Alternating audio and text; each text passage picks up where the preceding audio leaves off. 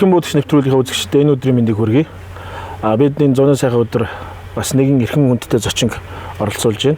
За та манай нэвтрүүлгийн үзэгчдээ өөрийгөө таньсараа танилцуулаач. Сайн байна уу? Намайг Роберт Багнето гэдэг. Би Америкийн нэгдсэн улсын Аризонагоос ирсэн. Та Монголд анх удаа ирж байна уу? Тийм ээ, би Монгол улсад анх удаага ирж байгаа. Буудагч нартай уулзах ирсэн. Ер нь Монгол орн хэр санагдаж байна? Одоо таны сэтгэл одоо төрж байгаа сэтгэл ямар вэ?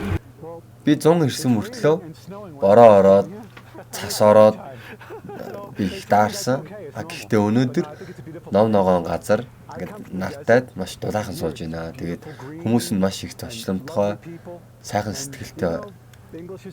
Тэгээд бүгдээрээ надтай англиар ярьж байгаа болохоор надад маш их таатай байна. Манай нэвтрүүлэг болохоор дандаа галц зэвсэгтэй холбоотой галцвийн тухай нэвтрүүлэг юм байна. Та одоо яг галц зэвсэгтэй ч юм уу буутай ер нь хамгийн хизээ танилцсан. Ер нь буудагч бол хизээнээс буудаж эхэлсэн бэ. Би Нью-Йоркд өссөн. Тэнд галц зэвсгийн хууль маш чанга байдаг. Анх 13 настай байхдаа 22 калибрийн буугаар жижиг байнууд буудаж үтчихсэн. Харин гар буугаар болохоор 16 настай байхдаа буудаж үтсэн. Нью-Йоркд болохоор 25 нас хүрсэн хүн гар буу эзэмшдэг байсан. Тэр үеэс хойш удаан хүлээж маш их зүйл ингэж судалсны эцэст 9 мм-ийн HK-ийн гар буутай болж байсан. Манай үзэгчдийн сонирхож байгаа нэг асуулт бол Монгол улсад галцвийн тухай хууль гэж байдаг. Яг зөвхөн галцвийн тухай хууль гэж байдаг. Оросын холбооны улс юм одоо хойд өршөд болохоор зэвсгийн тухай хууль гэж байдаг. Тийм танад одоо ямар хуулиуд энэ зохицуулдаг ямар хэрэгцээ багт гэдэг вэ те? Галц зэвсгийн хууль болон зэвсгийн хууль аль нь байдаг. Гар цэнэглэгчтэй бууг зөвхөн ан авд ашиглах, мөн спортын зориулалтаар эзэмшиж болно. Гэхдээ мууж болгонд өөр байдаг.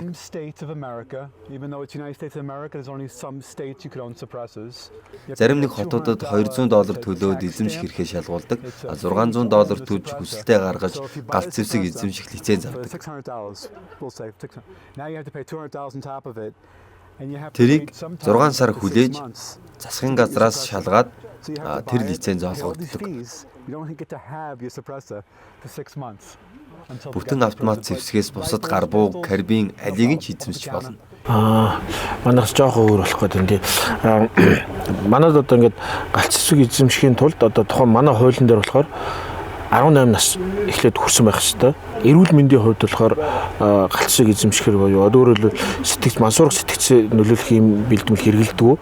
Дээрэс нь нөгөө бие хөрхтний хувьд одоо хуруутаж гэдэг юм те хүчний бэрхшээлгүй байх хэвээр гэд. Тэгээд дараад нь заавал галцвийн сургалтанд суу гэдэг. Өөрөөр хэлбэл жолооны курс гэдэг шиг сургалтанд заав суусан байдаг. Тэгжиж авдаг. Жолоод буудах хэрэгтэй болдог. Танах ямар вэ? Гаран тасардсан хөгжлийн бэрхшээлтэй иргэн байсан ч буу эзэмших хэрэгтэй.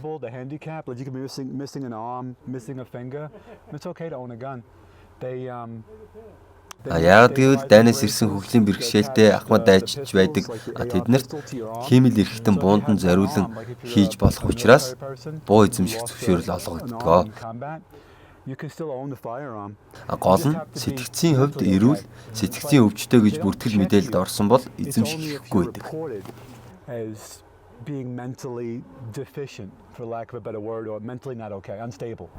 Би нэг яг харж ирсэн хэрэг би нэг 2017 онд Оросын холбооны улсад Москва хотод болсон тийм олон улсын буудлагын тэмцээнд оролцсон, тийм завшаан тохиолдолд оролцсон. Тэнд нэг Америкийн тамирчид гэсэн чинь тэрэгэн зэрэгтэй тэгээд гаргуу тэгтээ нэг өрөөсөн гартаа мөртлөө буудаад хүн нэг тамирч явж байсан байхгүй. Би тэрийг гайхсан зүйл манайд болохоор жишээ нь баг энэ хурууг багт баг тэнцдэггүй. Би ч гэсэн практик буудлагын тэмцээнд орж байсан. Тэнд тэрэгэн зэрэгтэй 2 хүлгээ буудагч оролцож байсан. Тэр яг л эрүүл хүмүүстэй адилхан дасгал хийж буудаж байсан. Гэхдээ тэр төрүүлээгүй ч гэсэн адилхан л оролцох хэрэгтэй. Тэр хүсээд хөгжлийн бэрхшээлтэй болоогүй шүү дээ, тэ? Осол аваарч юм уу? Эсвэл зүгээр нэг азгүй өдөр нь байсан ч юм билүү? Одоо нөгөө Америкийн хуулийн ийм сайхан хууль байна шүү дээ. Өөрөөр нөгөө хэнийгч одоо шашин юугаар ялгарлан гадууурах гэдэг шиг хөгжлийн бэрхшээлтэй ч гэсэн хүн шиг байх нь шүү дээ. Тэгэлгүй яг хөө хөгжлийн бэрхшээлтэй хүнийг огт гадуурхаж болохгүй. Бас тухайн хүний амьдралын чанарыг дээшлүүлэх ядчил тэнцвэртэй байдлыг нь хангах ёстой. Монгол улсад зэвсэг худалдаж аваад тухайн орон нутгийнхаа цагдаагийн газартаа бүртгүүлдэг. Тэгээд тэр бүртгэлээ жил болгон 12 сар дахин хийлэгдэх байхгүй. Өөрөөр хэлбэл одоо жил болгон цагдаад би өөрөө буутаа шүү гэдгээ хийл. Шилжүүлэх болохоор өөр хүн дараагийн хүн өөр газар бүртгүүлж явдаг. Тэрэн шиг Америк одоо буу аваад авахаа хаана бүртгүүлдэг вэ? Буу авсныгаа одоо би иргэн хүн буу авлаа шүү дээ. Тэрийг өөр хаана бүртгүүлдэг вэ? Тэгээд залуу жил болгон бүртгүүлдэг үү? Зарим мужид бол тэгдэг. Нью-Йорк болохоор бууга аваад цагдаад очиж лиценз дээр бууны дугаарыг бүртгүүлдэг. Хэрэг бууга зарах юм уу шилжүүлэх устгах бол заавал цагдаад очиж бүртгүүлдэг. Хэрвээ чи 6-аас илүү галт зэвсэг эзэмшихээр бол эхлээд заавал аюулгүй сейфтэй байх ёстой. Тэр сейфнийхээ модель, дугаар, зураг, худалдаж авсан баримтыг цагдаад эхлээд бүртгүүлнэ. Харин Аризона мужид бүртгүүлэгч хэрэггүй. Чи хичнээн ч буу эзэмшсэн болно. Оршин суух тодорхойлолтой байх л мөнгө нь байхад өдөр болгон дуртай дэлгүүрээсээ хэдэн ч буу авсан болно.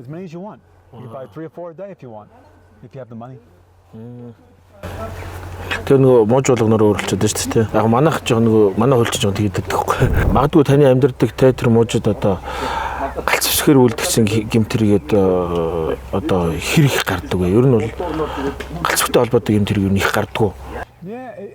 Аризона мужид гар бууга бууныхаа гэрэндээ хийгээд авч явж болно.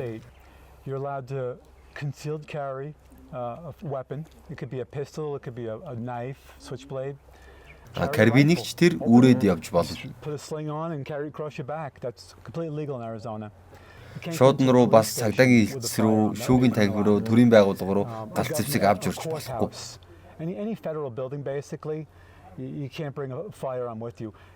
Гэхдээ тухайн байгууллагууд руу орохдоо тусгай хайрцагт бууга хийгээд өөрөө түлхүүрийг нь аваад явж болдог.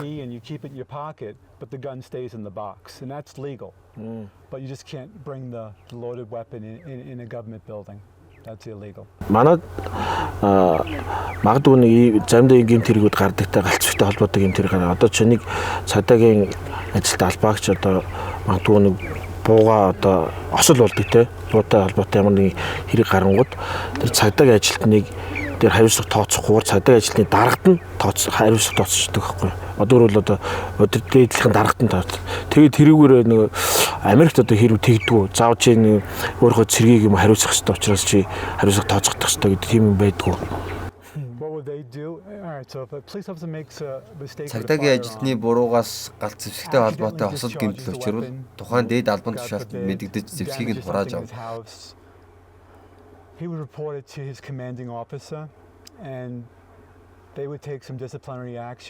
Учирсан хохирлыг нь тооцоолж иргэн гэмтэл учруулаагүй тохиолдолд бичгийн сануулга өгч жишээтэй.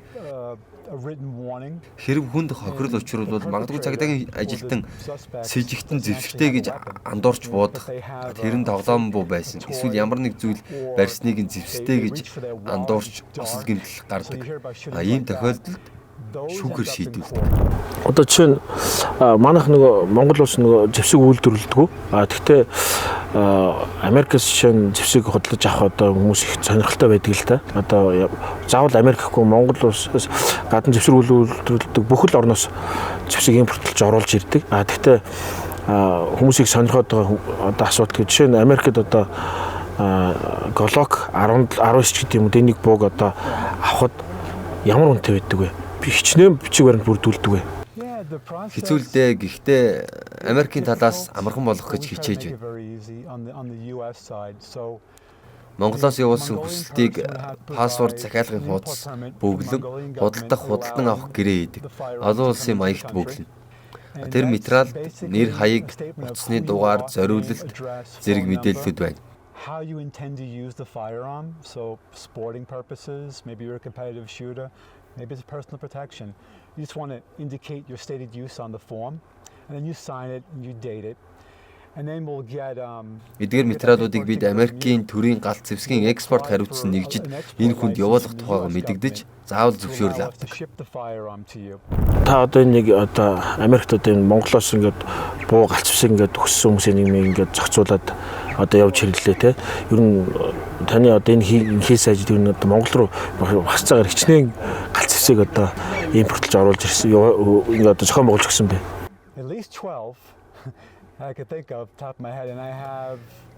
Би зэвсэг зуучлаад 13 жил болж байна. Монгол руу бол одоогоор 12-ыг явуулсан байх. Хүлээгдэж байгаа 8 ширхэг байгаа. Тэгэхээр нийтдээ 20 ширхэг юм уу да.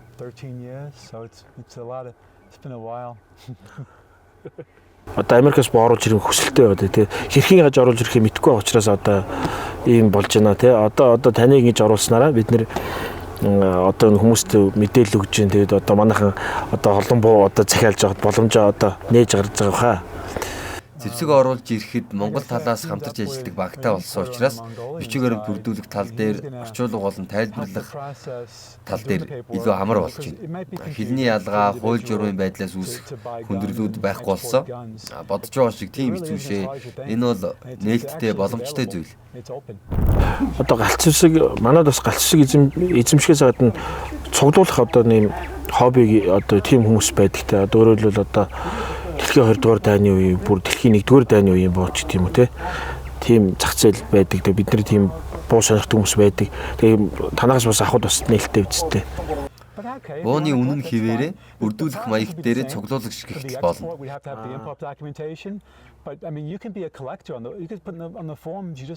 Бүрдүүлэх бичиг баримт оруулж ирэх үйл явц нь яг адилхан.